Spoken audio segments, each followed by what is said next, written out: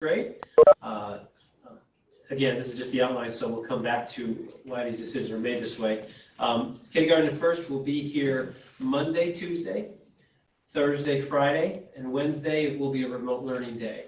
What will be happening on Wednesdays is we'll be doing a deep cleaning within the building. You've seen this maybe in other plans for school districts, but also that will be the day that we feed. We send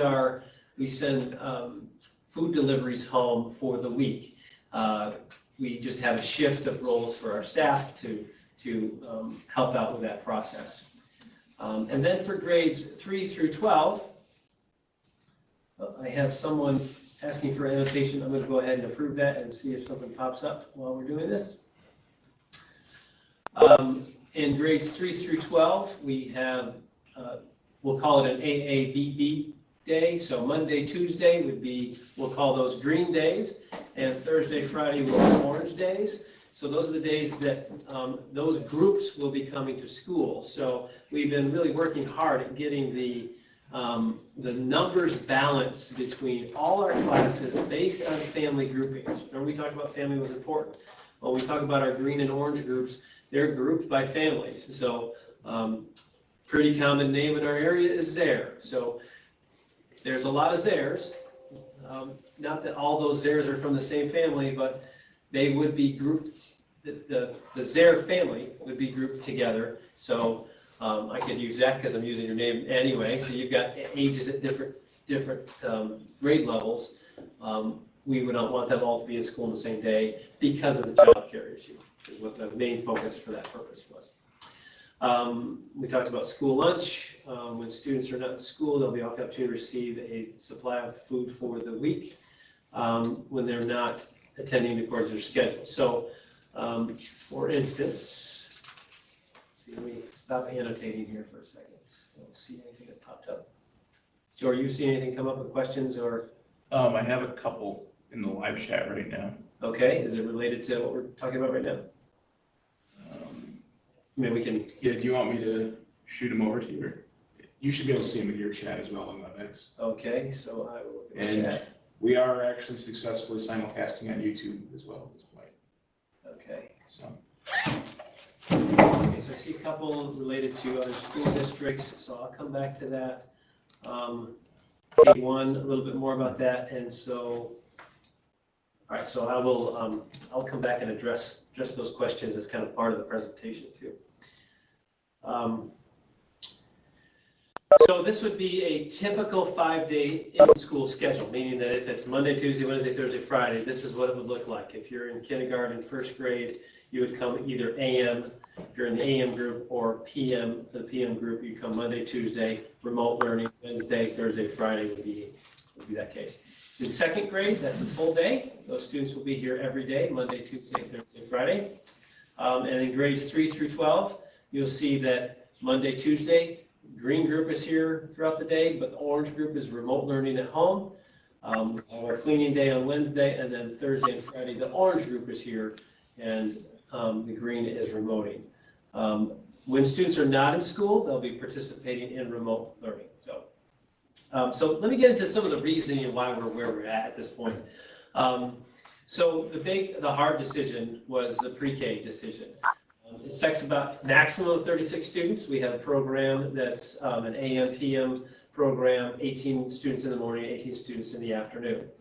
While it's not a mandated program, we do believe that pre-K is an important program for sure, which maybe you're wondering why did we cancel it? Well, that deals with some of the extra pieces that you see here. And really the primary curriculum focus for our pre-K program is socialization. And with the guidelines that we have in front of us, it's very difficult to deliver that type of curriculum for pre-K. That was one of the reasons why. Next, we do not receive grant funding. Through our conversations in our region, school districts were looking at canceling pre-K. A lot of school districts use pre-K to fund faculty. They use the grant that they get.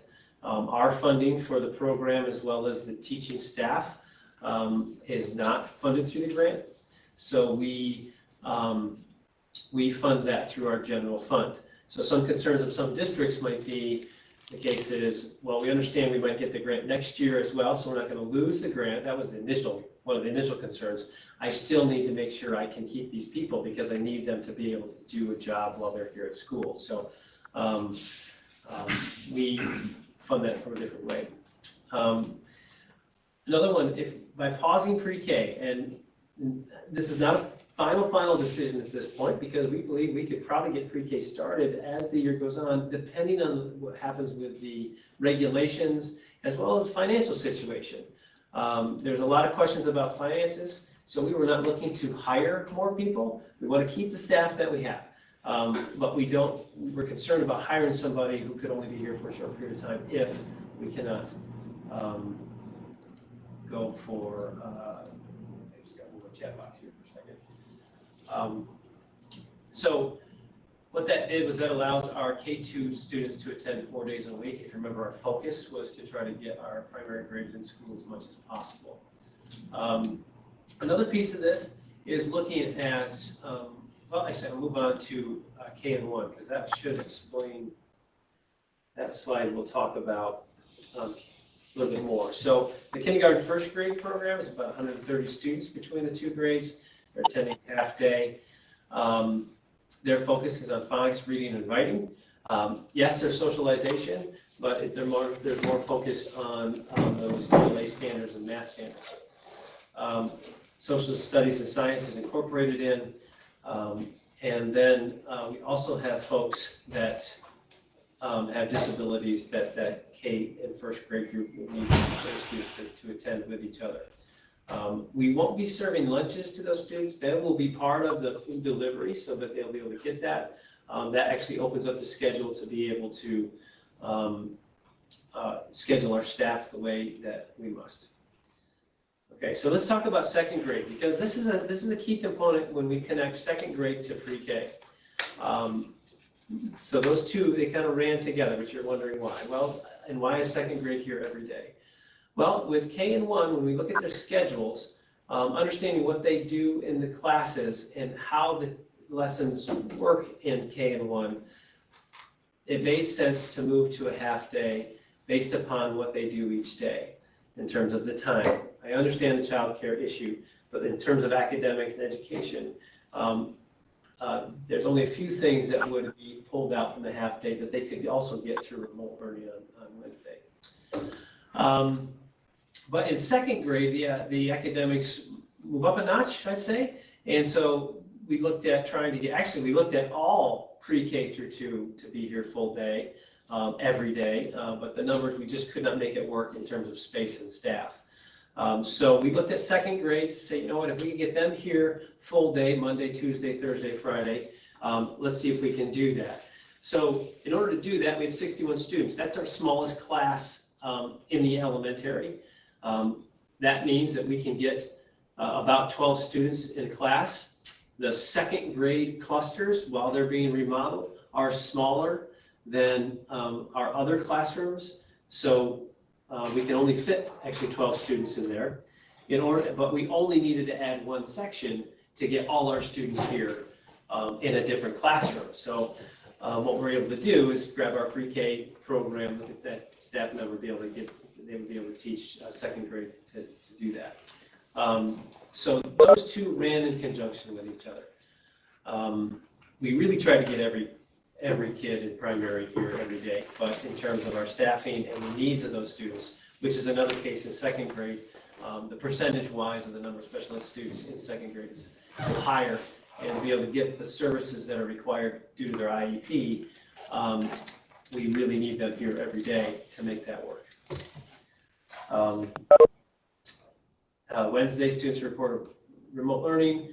Lunch will be eaten in classrooms, and special areas will push into the classroom. So that delivered instruction will take place. Special areas would be PE, music, art. If I can you mute there, Joe? Okay. Working on it. All right, I just want to see if I've hit some of those questions that have already in there. I think those are some of the high ones.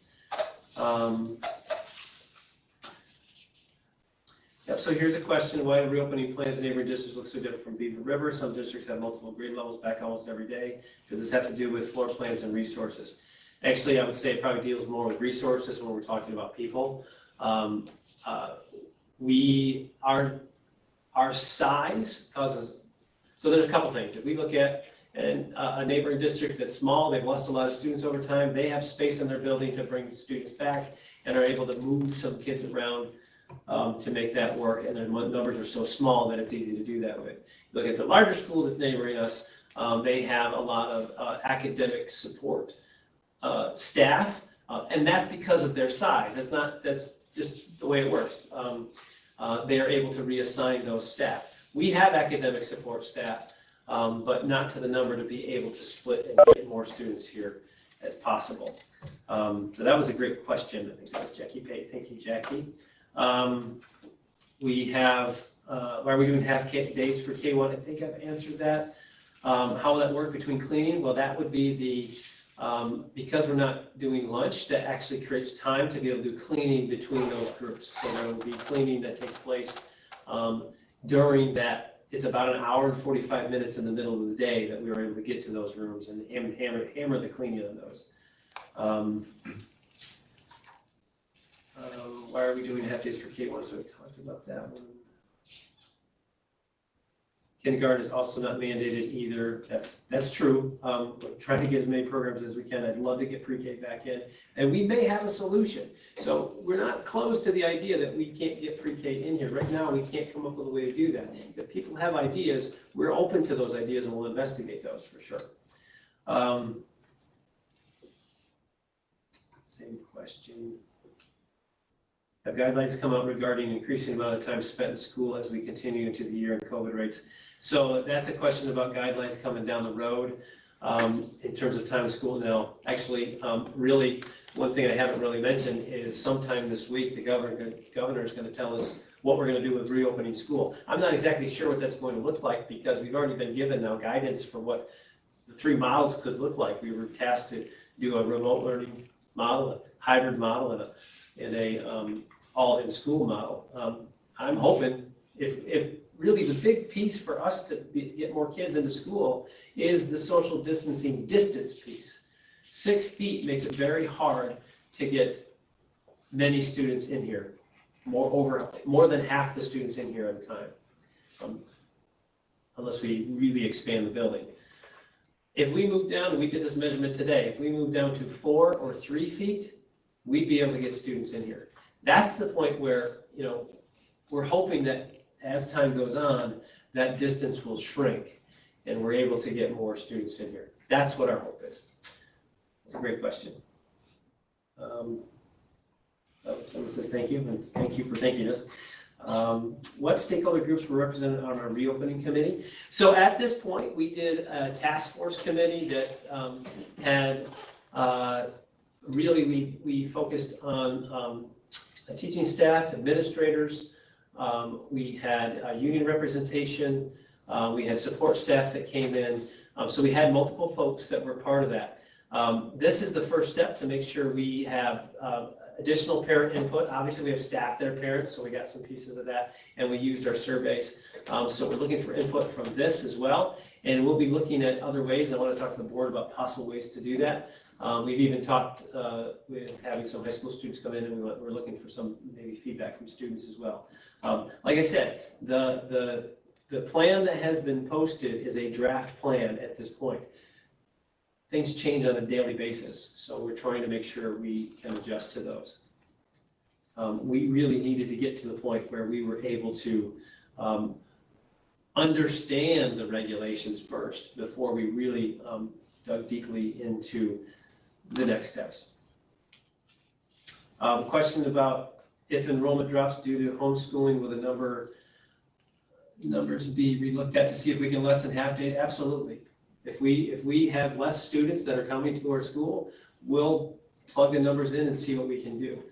Some of the areas that we're really focusing on where the needs are, we have some high needs special ed classrooms that will probably be here every day, like our 12-1-1 classrooms, our 15-1 classrooms, and then we'll be looking at individual cases based upon IEP needs that we're able to deliver as well. So I'm just going to keep hitting these as we go. These are great questions. This covered, was I able to enter, but there's any idea when the schedule may be finalized so people that are needing childcare can plan which days they may need it. We are working on the final cohort.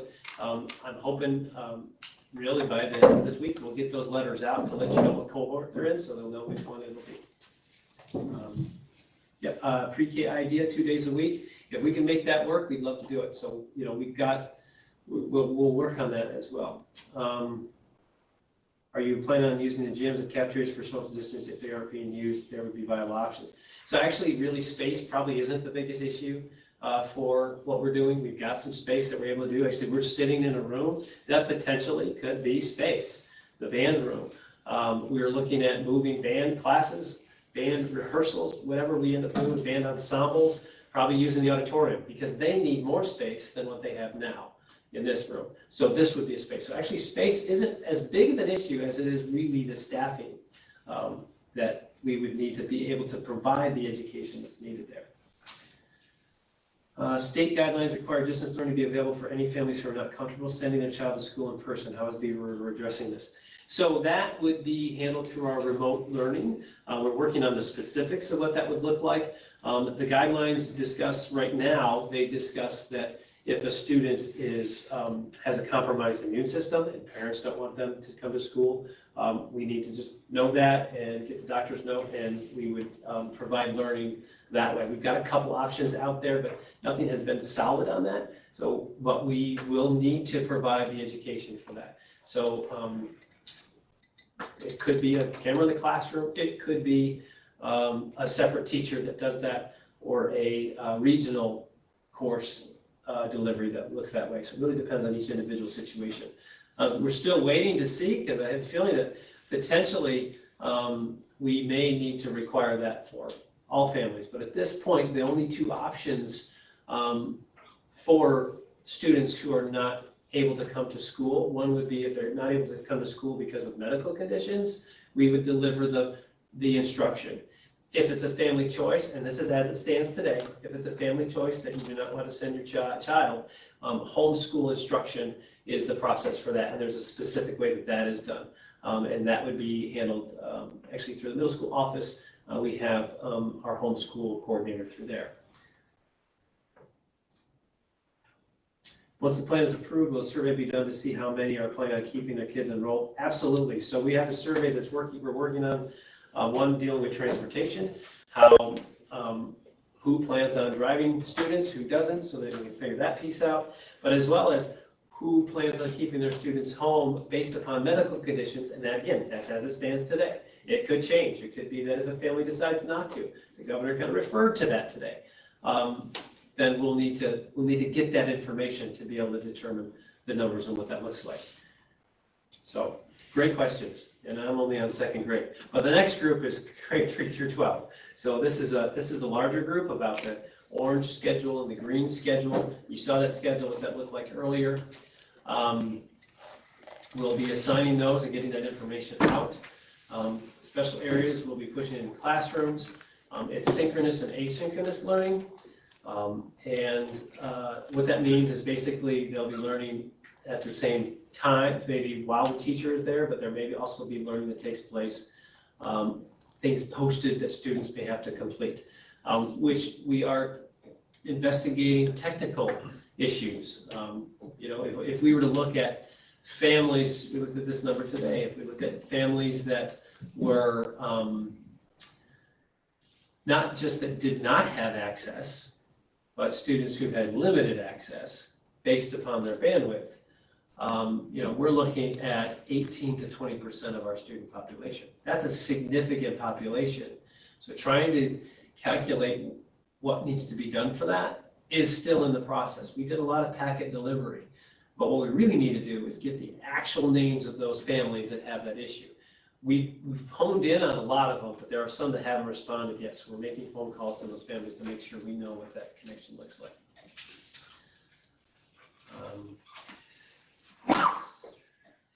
We talked about the special ed situation. Block scheduling is a component that we've been doing at the high school. We're looking to do that at the middle school, and what that does is that actually limits the amount of movement for students, which is something that the guidelines specified that we needed to do. Basically, the limited movement is based upon you have less classes in one day. So your Monday green day looks different than your Tuesday green day. And that's to have less movement.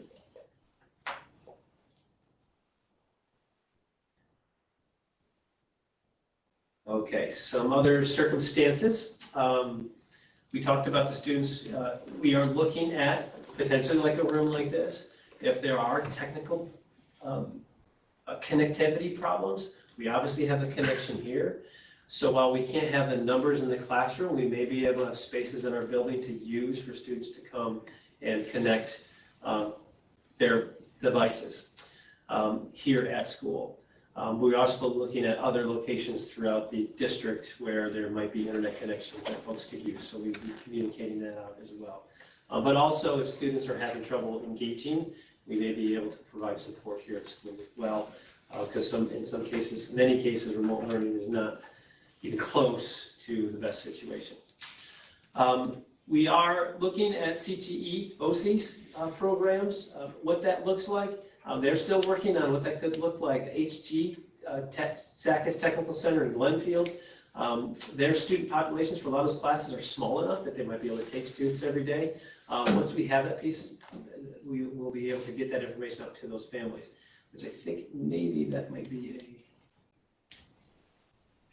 there's a really long statement that I'm going to probably pull up in just a minute.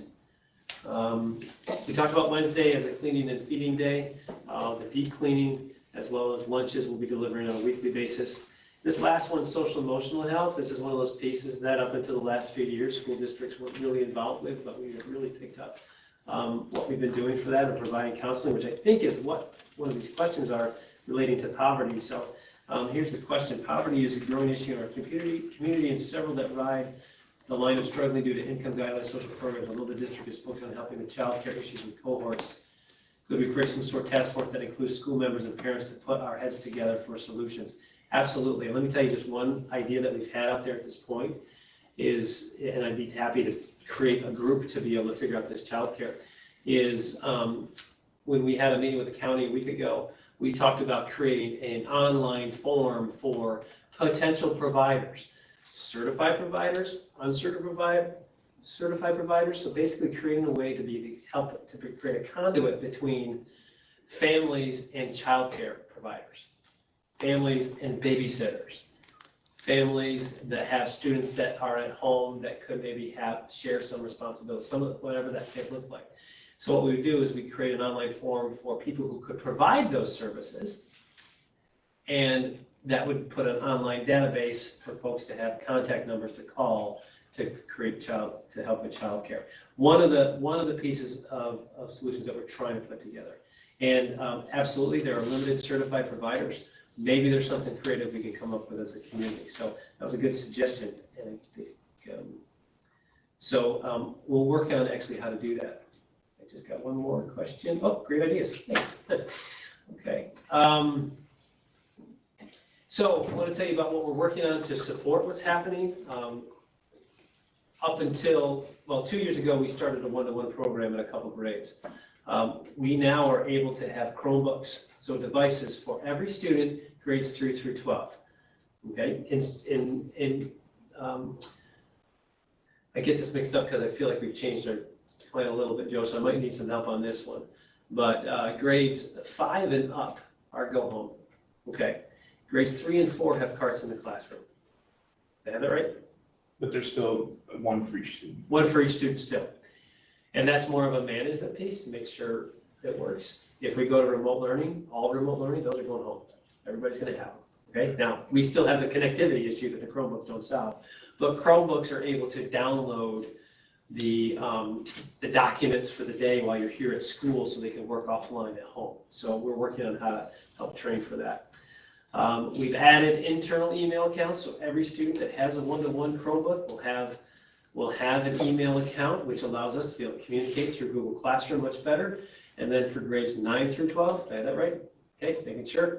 9 through 12 will have external accounts based upon the needs of those grade levels, meaning that they would be able to do email through to colleges and those type of situations.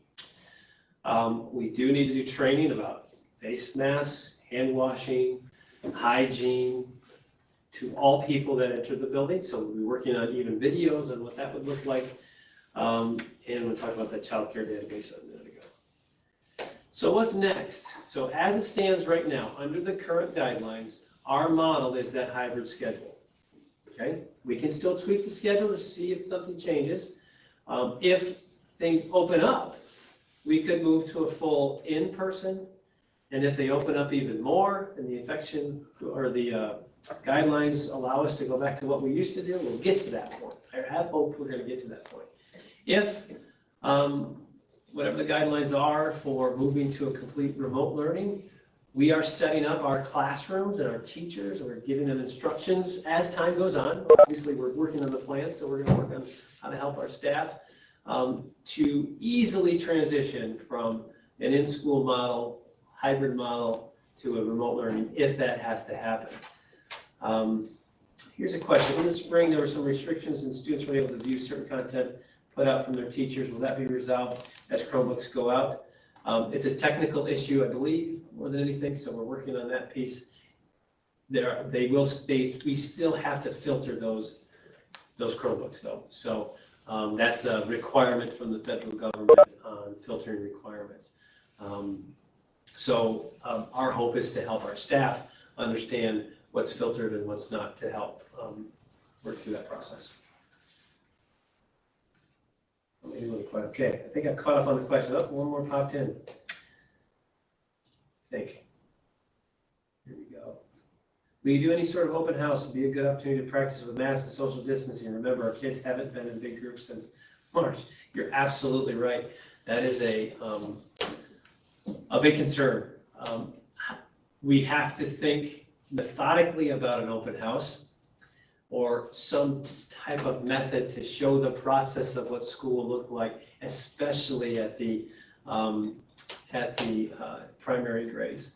Outdoors may work, great. Outdoors may work. Yeah.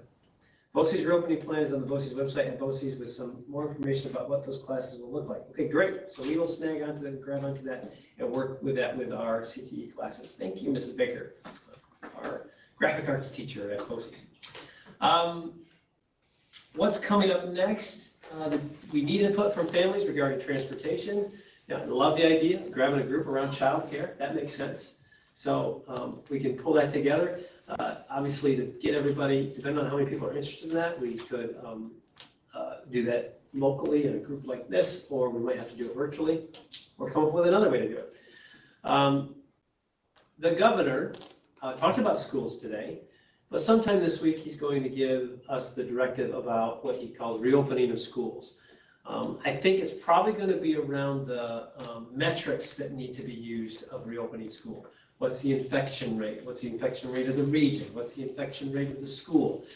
One thing he mentioned today that has not been in any of the guidance, that we're not sure exactly how that has to be done. He mentioned today that schools will be responsible for testing. So we're not even sure what that means yet. That was a statement. With no guidance yet. So testing, not like mass testing, COVID-19 testing. So how do we handle that? And is there enough testing in the county to be able to do that in our schools? We're also waiting to find the directive around the choice of home instruction versus not. So we are working on what those pieces could look like.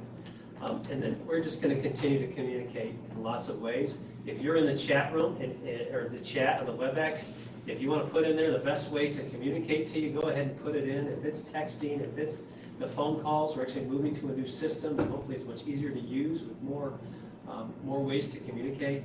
If it's the website, if it's Facebook, we send letters. I think the letter was the start of the best communication to open things up. If it's easier for us to post videos of what's happening, maybe that's the way to do it, and we'll use news media. So this is the last slide. 55 minutes of presenting, and you can see there's still a lot of work to be done with the opening. I am open to having you know, I think I've hit all the chat questions. If folks have more questions, they can put those in. Give it a couple minutes. Board members, do you have questions for us, or even the principals are on as well if we need to talk? That has come up through that process. When you say feeding day, there's still going to be school lunches for the upper grades on Monday, Tuesday, Thursday, and Friday? Yes, so when students are here, we will have meals for the students that are here. If a student who's in third grade and is in the green group, that means they're not going to be at school on Thursday, Friday, and they sign up for the lunch program, the delivery lunch program, they will get a meal for Wednesday, because they were here Monday, Tuesday. They'll get a meal for Wednesday, they get a meal for Thursday, they get a meal for Friday. And they'll come to school on Monday and they'll get the meal here. So really trying to work out what that looks like is a little more complicated than it was before. Because now we've got meals happening here and meals going home. But by having Wednesday as a day to organize that piece of it, that's what will hopefully make it a little bit better.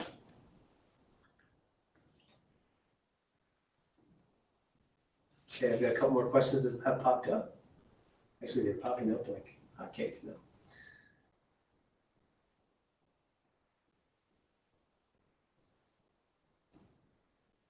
Okay, so we understand the second grade will benefit from being in class all day with the help of the pre-K teacher. However, we do not believe that taking away pre-K will be an even trade. Okay, I will say that's a fair statement. I think when we looked at where the needs were, it made the most sense for our school district. How will students with IEPs be serviced with remote learning? So when we look at students that we would have here more often than a blue or a green and orange schedule, the priority we look at, or one of those, is the IEP students. So even if it's resource room, can we find a way to have those students here every day to get those services? In addition, we're looking to do, if those students aren't here, we need to enhance what we're doing to for our IEP. And that's a family to special ed teacher, family to the CSE department conversation, so that we can get those resources in place that need to happen. An IEP is an individual education program, so individual needs need to be addressed, which means the way we meet those needs also need to be addressed individually. Sorry if you've already, oops, I think I skipped it.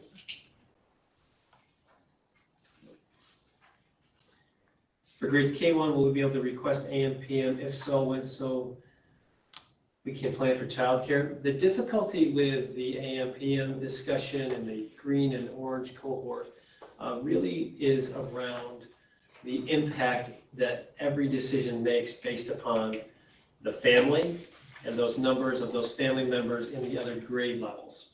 So trying to, because we are very close with our numbers. The 12 in a classroom, or the 14 in the classroom, depending on the grade level, we're right there within the size of our classes. So we had to get as close as possible to that. So we're actually not able to take requests at this point. I love to be accommodating as much as possible, but to make this work and make this work on time, we're going to need to piece those many variables together all at once. And we'd like to get these out this week for planning for childcare. Will the after-school program still be offered? That's a great one. We haven't had a full conversation, really much of a conversation with the after-school program. I have a hard time seeing how that's going to work, but I want to have a conversation with Courtney and the group at Cornell Cooperative Extension to see if we can keep that going. That's a childcare issue. Totally understand that. It's also an academic issue. And socialization issue. So we'll have to work on that to make sure it works for our, if we can do after school. There are fewer teachers who are also parents of young kids. Many will scramble for daycare. How will remote learning look like it did this spring, or can it be real time? How will those teachers ensure their own kids are still working, learning? Remote real-time learning would be wonderful. We're hoping that we can solve those problems. I can't say that we've got every answer. I really can't. We've had discussions with our staff on how to solve that. It's not a great solution. It would be the same problem with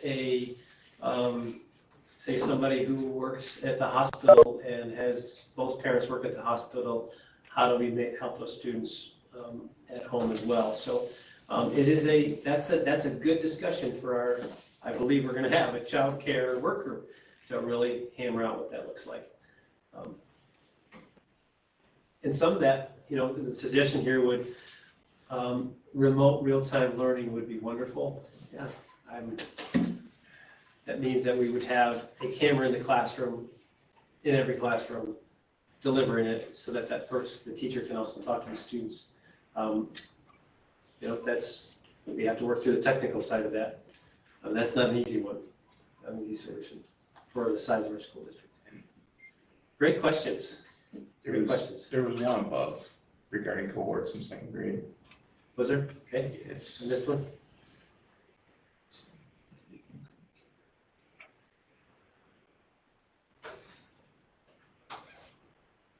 You find it? Want me to just read it? Just read it to me, yeah. All right. How will the second grade cohort be split since they've already been designated a teacher? So we've worked on that. The principal and the teachers have been kind of figuring out what that would look like, and then we will give a letter out to that delivery. It's really the same way we would do it normally. We look at students, their needs, what can we do in the classroom, the space in the classroom, and the balance within the classroom if there are special needs that are needed. So we want to balance out what that looks like. So we just have to go back to the drawing board. Now we have 5 sections, second grade versus 4.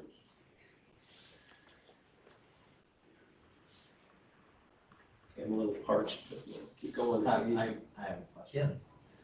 Yeah. Is there any indication how close to the local level an ultimate decision can be made regarding the next, whether we move into the next phase of bringing more students in? Or is it, because we're New York State and we got a really big deal down in the city that's going to affect it?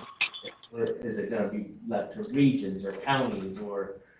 So I think the only indication about any sort of local decision would have been around the region discussion that the governor said on July 13th about the percentage of students infection rate by region, which ends up just a metric measure, right? So it's not really a decision, it's what's happening. Because of the guidelines that have come our way and their Department of Health, which are state guidelines, there's very little local control. And until that gets released, which I haven't seen any indication that that's going to happen by a region. It would make sense in our region to have that happen because of our infection rate. But to decrease the number of, what we need is this space. We need the 6 foot. Right, but decreasing, I guess what I'm saying. By region? Yeah, I mean county. Yeah. 5 school districts in the county. Yeah, I think county it would be great. Yeah, but I think if Ashley's still on, I think, she's got the same issue. She's got that guidance is coming her way. Yeah. Yeah, I don't see any county by county decisions being allowed in regard to easing restrictions about social distancing or mask wearing, really until we see either a vaccine or dramatic decreases in infection rates nationally.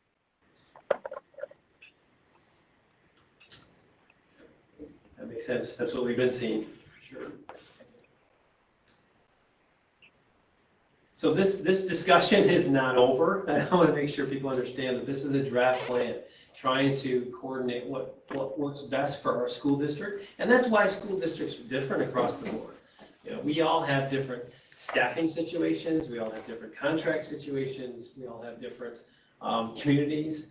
And so that's why they do look different. We've had conversations to try to get as close as possible. but in some cases, certain decisions don't make sense for school districts, so. Let's see, we got maybe one more comment here. Yeah, yep, so North Country Region has had low rates throughout all of this, yeah. Yeah, we've seen that, and we'd like to keep it that way for sure, absolutely. So. Any other questions from the board or out in the virtual world? I do apologize for the YouTube connection. We will post this video though, so you can share that with other folks. It looks like a lot of folks were able to join at some point. We didn't get started until about 20 after 5. So if you didn't get in much later than that, you didn't miss a whole lot. So. Okay, I think I'm going to hold up on this presentation. Ashley, thank you for taking the time and joining us. I know we're a little longer than we thought it would, but it's a complicated world we're in for sure. So. Yes, thank you for having me. Thank you. Yep, Thank and you. we'll be in touch, I'm sure. Yes, Have a good night. you too. Yeah. So we'll keep this going. We have a board meeting right now, so we can transition to that on WebEx. You guys need water or anything? Yeah, I'll get it. Okay, I'll get it. it might take a 3-minute break. Yeah. 3 minutes? Okay, nice, caught up. I'm gonna mute.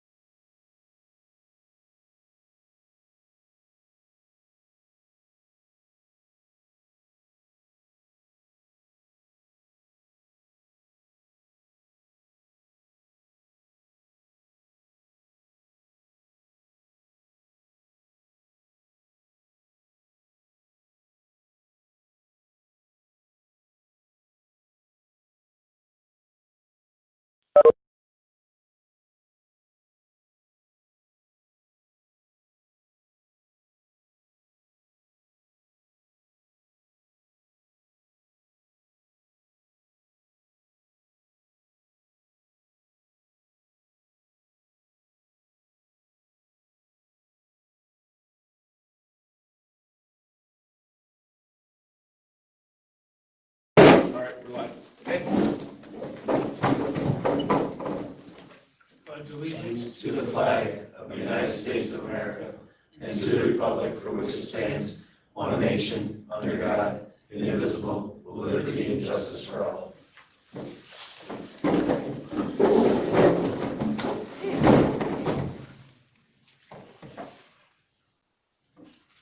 Is there a motion to approve the proposed agenda?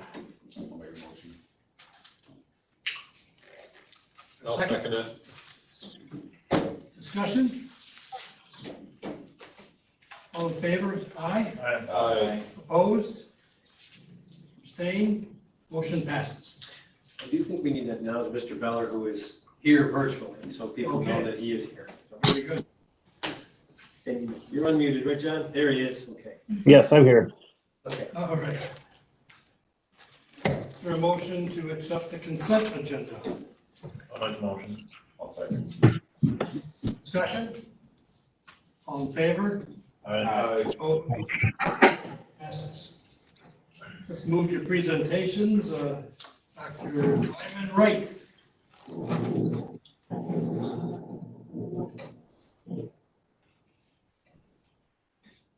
Dr. Lyman. Yep, she's on there. Okay. I had to take myself on mute. Well, we've been very busy in the last few weeks working with Mr. Green to come up with our reopening plan. He asked me to speak about two of the areas that I helped with for the subset of the plan. One of them is our social emotional learning piece. So we had a subcommittee come together and we have to review our guidance plan that is required by New York State to make sure that we have to do any updates that we might need to address the situation.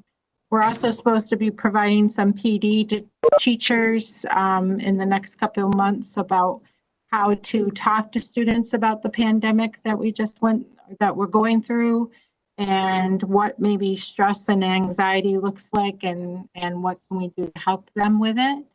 And also we are working with the Lewis County agencies, outside agencies, to make sure we have this new acronym to me, but it's about a mental health, communication tree, like who can we refer out to for different supports for either students or families. And basically, as a county, we agreed that the point of service will be with the single point of access, Jamie Roberts, I believe her name is. So that was our one committee, and Kristen Simpson, who is our school social worker, she is going to also work on developing a Google Sites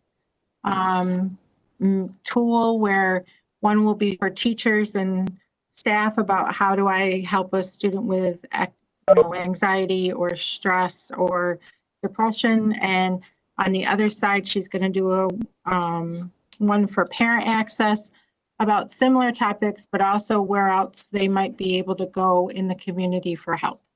So we've got those things started there. And then the other committee that I helped with was special education.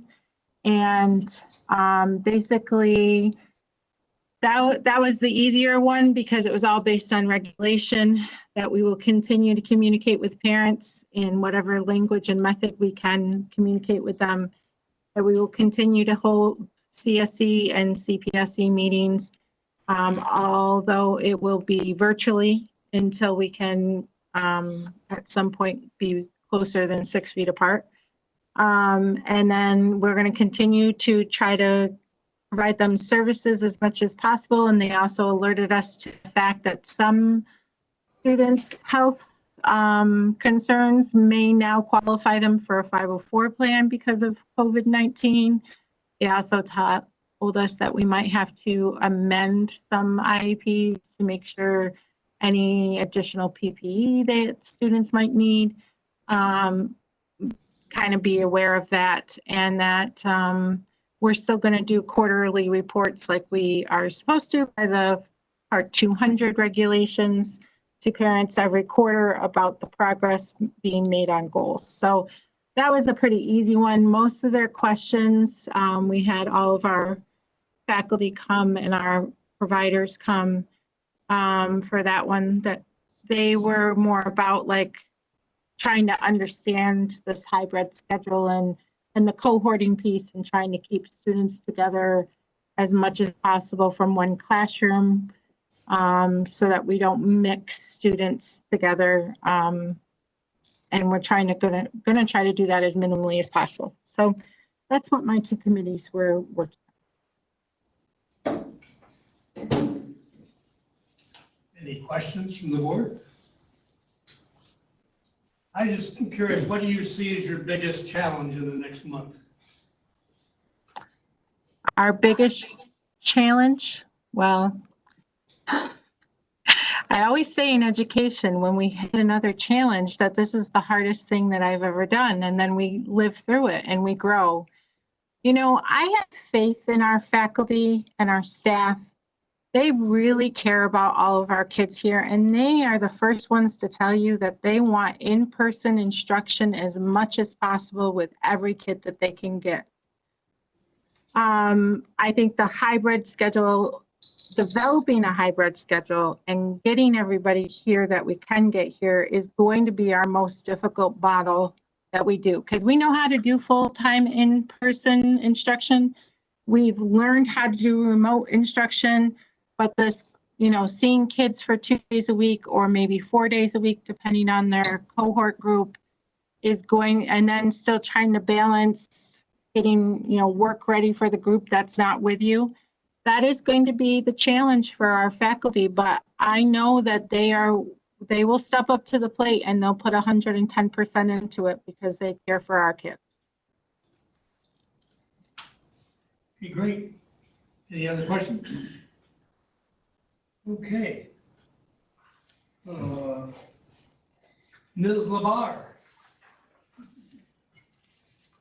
Can you hear me? Yes. Okay, wonderful. Thank you. Not working, so I apologize. But I'm here with Kim and Dan in the library, I promise you. My focus for the plan was our English language learners and English as a new language learners primarily. And I had the opportunity to work with actually a parent of one of those English language learners who also is involved in a community organization. So that helped with that perspective, which was wonderful. And then, of course, the wonderful Morgan Hayes, who works with all of the ENL students in the district. Primarily, the state was looking for three things. They want to make sure that all English language learners are evaluated when they're in district and placed in the appropriate level for their remediation and learning and facilitation of support. And so primarily we went through everything based on the commissioner's regulations on that. And so that part of it was very easy. And then we had to formulate as a third portion what our communication with families in that second language is going to be and how we were going to go about that. And quite honestly, it's very similar to what the district rolled out with communication modalities or modes of communication in media. And so that as well was very exciting to talk about because we generally just do it with paper copy and then someone going to the home or translating in the home. So it will be presented in a video format. It will be presented online and it will be presented hard copy by the women who work from the migratory workers place from the Arburn and the Stakeholder that work with our district. And then of course with Morgan and actually Dan, because Dan is fluent in both languages. So that's a big help to me as well. So that was my part of the plan. We have been working together every day on just troubleshooting areas that we see as concerns and things that are brought to our attention on a daily basis. And it is a daily basis. So sometimes it's a minute basis. Sometimes it's an hour basis. So that's where we're at with everything that's moving forward for September. Okay, are there any questions from the board? I have the same question. What do you think is the biggest challenge for you in the next month?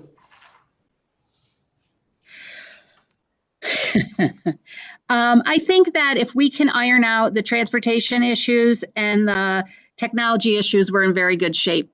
Every time we have an obstacle in front of us, we have a tendency to just throw it out of the way and keep going. The four of us as administration work very well together, and we are so blessed to have the teams of educators that we have in the building, as well as support staff. So I don't see this as it's a big obstacle, but we're gonna solve the problem because we can, and we just have to stay positive. I'll be honest with you, Sam, the biggest shift is the mindset shift. I've been an educator this is my 30th year, and this is the biggest mind shift that we've had to make. And once you make that shift, you're good, you're okay. But when you can't make that shift, when you can't get around that boulder, it's really hard to try to think of it in any other way but the way that it's always been presented to you. So it's a challenge, but it's also, I got to tell you, Kim and I were talking about it today. It's also exciting to see just the creativity and the out of the box thought processes that are going on because we have to, not because we want to, because we have to. Great, thank you very much. You're welcome. Mr. Raines. All right. I'm going to share a few ideas about I think Mr. Green alluded to the technology piece, how we've tried to gather some information about who has access, because that, in a hybrid model, that's a little bit easier to work with because students can have their own device. And as long as we can get every student here at least once in a week, they can, or at least a couple times a week, sorry, then they can, they can use the school access to download work onto those Chromebooks and to get what they need, and to be able to work with that for a few days and then come back and sync it up. In a totally remote model, it would be a lot more difficult for our district because we looked at who has reliable internet, who has no internet, and it looks like the numbers fall at about 66% have reliable internet. 17% have somewhere in the spectrum of closer to reliable towards really spotty internet, and about 7% have no internet. There's still about 8.5% that we don't know about yet, that we're still trying to find out. So it's a good chunk of people have internet, but there's still a large number of students that would need to be served some other way if we had to go totally remote. We'd have to find ways to help those students and support them. But that's kind of where the technology group is headed, as well as trying to find resources that that teachers can use to support student learning. Another piece that I had looked into, a little bit of a smaller piece, a little more laser focused, was gathering attendance and engagement data. So one of the directives of the reopening plan was that we have to gather attendance data every day, and when students are remote, gathering data on the engagement and what they're doing. So we're trying to work with the Regional Information Center, the MORIC, to get that in place. Really more of that is just going to be figuring out what our internal process is going to be for gathering and recording and reporting that data. So that's pretty much it from me. Are there any questions? I have a question. What do you think Is it what's the biggest challenge? for your next 4 weeks? I'm pretty good at figuring out patterns, Sam. I got it. I think the challenge, Chris already mentioned the mindset challenge, just accepting that this is probably going to be the way it's going to be different this year. The other challenge is more of a collection of small challenges small questions we have to answer, little pieces to the puzzle that we have to put together. A lot of little questions of how are we going to do this and how are we going to do that. The day-to-day things that any normal, reasonable person would ask. There's just a lot more of those to answer because everything has changed. So realizing what those questions are and then getting answers to them that work in conjunction with this big jigsaw puzzle of questions, getting answers that work in conjunction with everything else, I think that's the biggest challenge. Okay, thank you very much. Anybody have anything else? Yeah, so we talked about the potential for like a little cafe style internet area where folks could come in potentially, but then the busing would begin to be an issue too, right? So that would be almost Potentially. like, Yeah. So, yeah, compounded. Yeah, no question, every time you make one decision, it's a waterfall effect over everything else. So, yeah.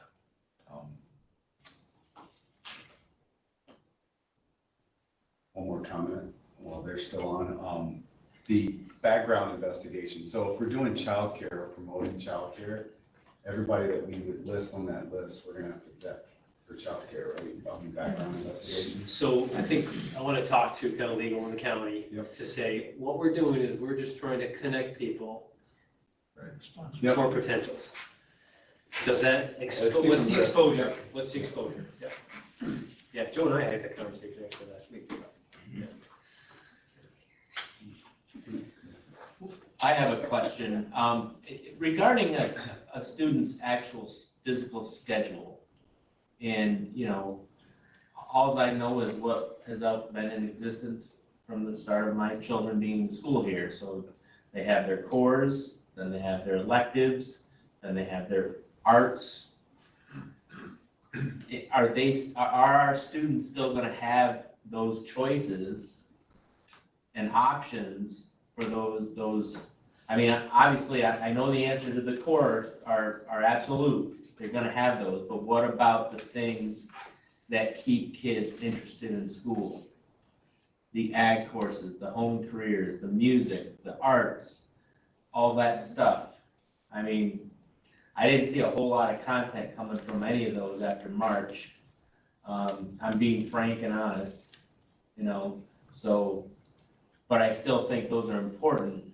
So I'm just curious how that might look, or if that, I'm sure you thought of it and thought about it in your planning. My guess is if Mr. Raines had a perfect picture of it, he'd be able to tell you, but I don't think we have that yet. But our goal is to be able to get, we met with the music department last week. You know, I think we're hitting each one of those kind of departments as we work through. Our hope is to get those electives in their schedule. Because our hope is that they're gonna be back here full time, just like they were before. So we don't wanna lose that. Right.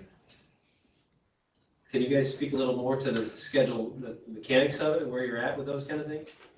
Yeah, I'll let Chris talk first about middle school. Okay, so everything right now is as it remained before, except we are blocking the core classes, grades 6 through 12. Because we want minimum points of contact, that's basically the whole premise behind it. And we feel that if a student in the middle school can make those minimum points of contact, that would be best in accordance with the DOH guidelines and the CDC. We also feel that students do need all of those things because that's what makes a well-rounded individual. However, in all of the wisdom of those organizations, physical education and the arts, meaning music and band, have a 12-foot social distancing spacing. So it is difficult to have large ensemble groups. However, we are working through that process, especially, you know, one of our choirs are huge. Our middle choir last year was over 100, and now Dan is getting that large 9th grade group in the high school. Our 7-8 ensemble this year is in the 87 range. So we might have to do, to be quite honest, Todd, we might have to split them in 4s. And what I mean by that is do like a green 1 day and a green 2 day, all the way across the board, where they would see them once every cycle, but it would still be that they were seeing them so that they don't lose that momentum. Unfortunately, that's the parameters that we're playing with currently. Our PE numbers in the middle school work out. I don't know why they do, but they just do. I went through all the scheduling yesterday and it just seems to work. But Dan, because they are mixed 9th through 12th grade, there might have to be some rearranging of children, but I think it'll work as well. Mhm. And oh, sorry. Go ahead, Dan. I was just gonna, I mean, in the high school, we tried to keep as much the same as possible because, meaning the same, we tried to keep as many of the courses that a student would have requested if we were going through a normal year as possible. There were some things that, we had to change, but we tried to, we're trying to, as Chris already alluded to, we're trying to preserve, PE is a requirement, so we've got to put that in somewhere, but we're trying to preserve that in person. We're trying to preserve music in person and woodshop in person. Those are things that sometimes drive a student to come, and students are a little bit more interested in that. They're a little more hands-on, and although they take a little bit of work to put in there, that part of our desire of keeping all the students in the building is to be able to keep some of those programs going and keep students engaged. And some of those programs are what keep them engaged. And it is much easier to keep a program going than to try to, revive it later. But, for a well-rounded student, all of those things are essential, and trying to keep those students engaged is really the key. So if we can get the students in even once a week, I think it's going to be drastically better than, as you had mentioned, what we had in the spring, where it was difficult to do some of these courses remotely, completely remotely.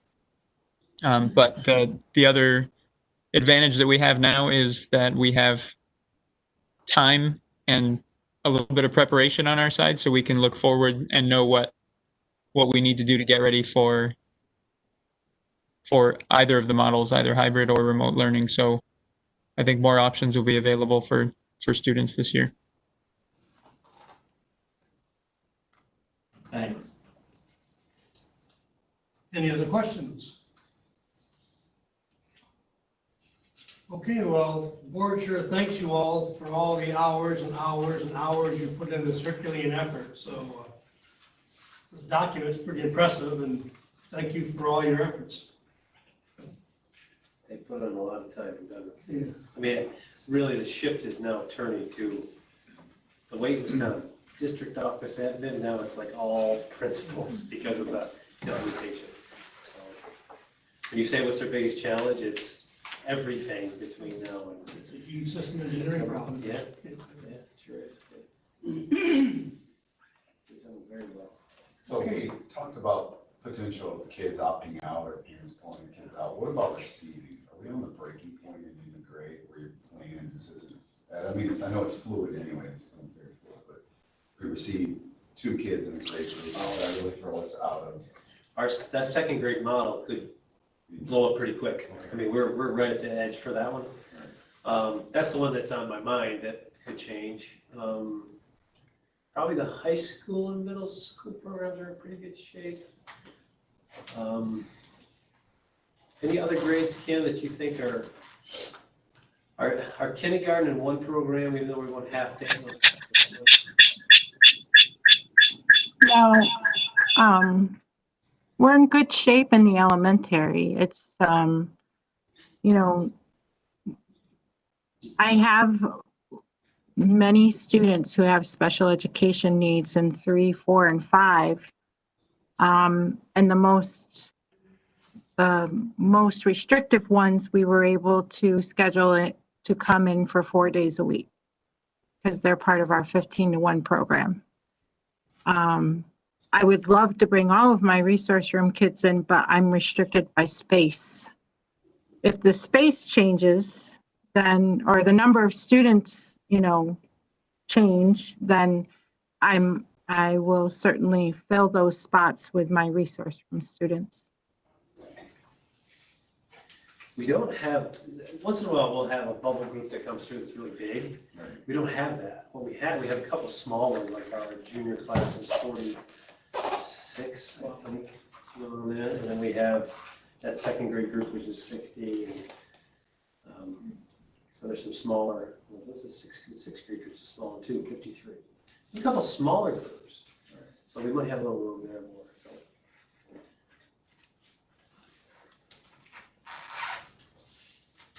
Okay. Guess we can move on to the public comment section. You have a list, you know how many people you have to put I don't have who we have, but we have people on. in? Okay. So there are some folks that have joined the board meeting. I think most of them may be part of the first session. How do you want to execute this? How about we put out, and this is gonna be kind of confusing, but if some folks who want to be part of public comment, often we don't have it, so you don't get to read that, but Right. why don't you read that and then we're just gonna open the floor. I'll just read our public comment statement for these type of sessions. As set forth in Board Policy 1400, requests for public expression by members of the public will be recognized by the Board of Education. The board reserves 30 minutes at each public meeting for this purpose. Each individual will be allowed up to 5 minutes to express their concerns and ideas. The board will listen but is not obliged to respond. The board reserves the right to interrupt, warn, or terminate speakers if the speaker is too lengthy, repetitive, abusive, or offensive. The board requests that remarks be courteous and respectful of all, and that comments respect the privacy of students. So, thank you for abiding by that, and we have a. I'm not sure if we do, but if we do, I'll be watching the microphones unmute. So if you'd like to say something, go ahead and unmute your microphone and I'll see if I can catch who it is. I see call-in user. I unmuted that one. What's that? I unmuted that one. You unmuted They that wouldn't one? be able to unmute themselves. Oh, okay.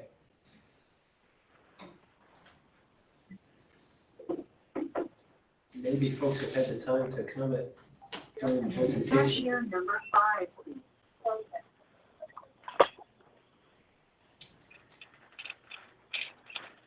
We'll do a going once, going twice, maybe. Last call for public comment.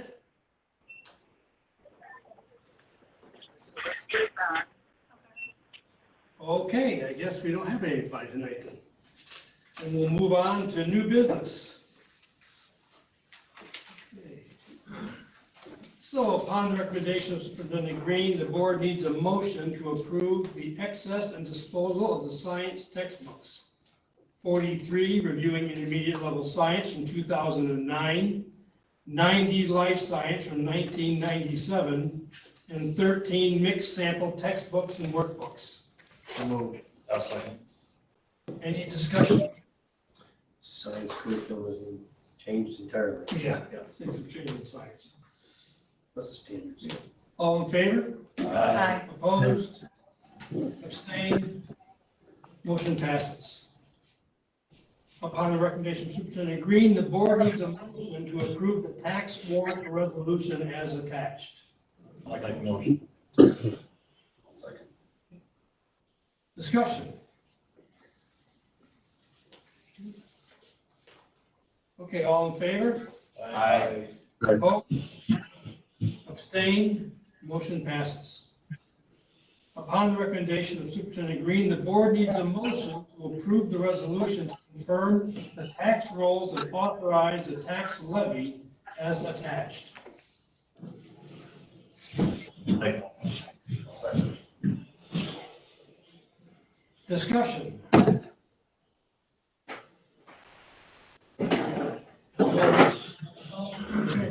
Dan Chamberlain, Aye? Todd Blackrock. Mary Mitchell. Aye. Jason Green. Aye. Shannon Reed. Aye. Jonathan Ballard. Yes. And Zachariah Zaire. Aye. Motion passes. Upon the recommendation of Superintendent Green, the board needs a motion to approve the excess and disposal of computers, monitors, and miscellaneous printers. I'll move. I'll second. Discussion. Was any of this stuff worth anything? Not particularly. I mean, how old are the computers? So bulk of the desktops are 10 or 11 years old. Okay. There's a few that are newer than that would resell value possibly, but the conundrum there is that we're required to wipe the hard drives. Yeah. So the amount of time that we invest in wiping the hard drives negates any money that we would get through the proceeds of getting rid of them. That includes the operating system? The operating system, because it's sold to us as an education license, isn't transferable Yeah. to anybody else. You would have to wipe it and put the original operating system from the factory back on. Yeah. So you're investing an hour or two per machine. Yeah. And even the ones that are 10 or 11 years old are probably 6 or 7 years old at least at this point, maybe even 8. So they're out at the end of. It's no use to the students really then. I don't believe so. No, they're all certified at this point with Windows 7 being obsolete. That was the operating system that shipped with them, so we'd be sending them out with an obsolete non-support operating system. Any other questions? All in favor? Aye. Opposed? Abstained? Motion passes.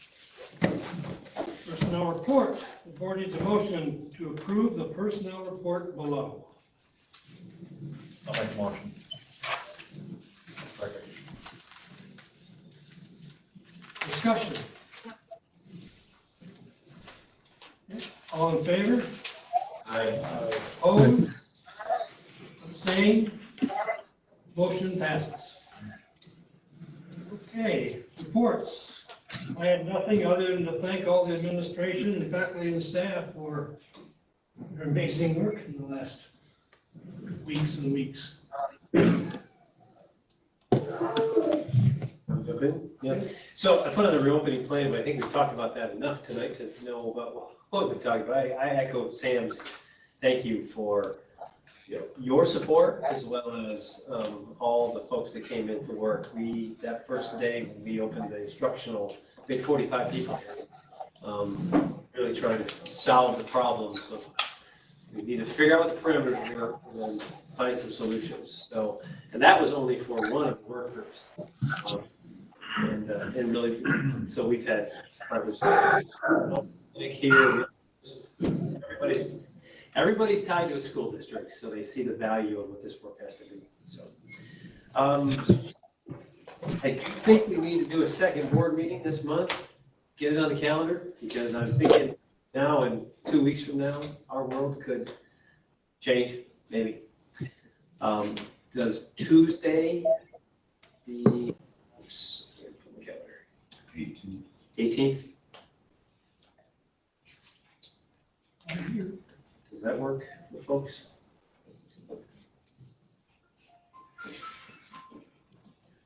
I'm not sure what decisions we'll have to make. It'll be good for an update. We can do another virtual presentation on what's changed. I would be late, but you're good with that? Yeah. You good on that date? 8:18. That should be good. 6 o'clock on the 18th? Is that good for everyone? I'll send a notice to your Is calendar. that, do we want to go a little later or that? I just work in Foothills and I have to close, so I'm not really sure. It'll take me 45 minutes to get here. Okay. And they Done close at 6? 5, but I don't know. Okay. Sometimes we're there till 6. I just, Yeah. but no day's really good. My schedule's weird, so. Okay. So it's good. I'll figure it out. Just let us know. Okay. 6 o'clock on the 18th. All right, and then policy committee does need to meet, actually be ideal to meet. Huh. Could we meet at 5 o'clock that day, the policy committee? I can. Would that work, John? Yeah, I'm good. Brian, does that I work? think so. If it doesn't, I'll let you know. Okay, why don't we try for that? Kim, I know we talked about having you and Eliza maybe come to that, but if we have you stick around for executive session, okay? Maybe we won't need that, so why don't we do that? So let's do that on the 18th, 5 o'clock. That makes everything the same night. In here. Right, yeah. We'll There's a possibility we have to do another. Whatever, how things fall, yep. On me if I can make it. Okay. That's all I really had to say. Stuff earlier today, so. I'm thinking the child care committee makes sense, so we'll advertise for that. What else came up today? Parent input. There's a lot of parent input. How do you make sure we get the input we need? Is there a, the surveys work, but they work to a limited amount. And I'm okay, we don't need to solve that tonight, but I've been thinking about it. Always trying to look for ways to do it. We are moving to a new communication tool called Square, which enables that forward, back and forth conversation a little bit better with some tools. Today, the governor said on his speech, on his thing about schools, was that schools should start discussion boards opening a school. I haven't seen a discussion board in years.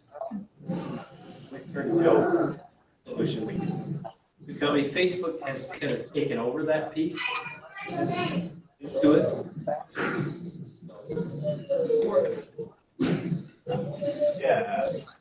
I mean, My goodness. That's all I think. yeah, back ways, right? Yeah.